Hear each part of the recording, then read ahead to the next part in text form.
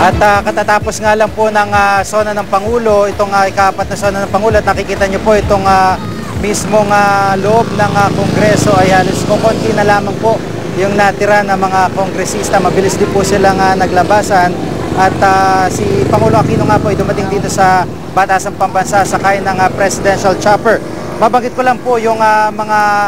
kanyang specifically ay minention dito sa kanyang zona, particular sina PO3 Felipe Moncator, PO1 Edwin Arbo, na ito po yung mga off-duty na napalaban po sa mga holdupper at personal pong pinasalamatan at pinuri ni Pangulong Ninoy Aquino dito po sa kanyang zona, bukod po sa mismong commander ng Presidential Security Group na si Brigadier General Chito Dizon at ang kanyang may bahay para sa mga sakripisyo na ginagawa raw nito para po sa kanya at sa mismong bayan.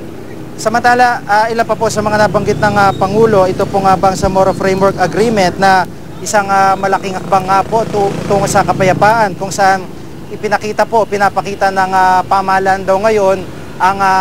na maaari itong pagkatiwalaan kaugnay pa rin ng mga isinusulong na programa nang sa gayon ay tuloy ang mabot ang kapayapaan, partikular sa Mindanao. Samantala, mataas na performance at trust rating ang sumalubong kay Pangulo Aquino sa kanyang zona ngayong araw, base po sa survey ng SWS at Pulse Asia.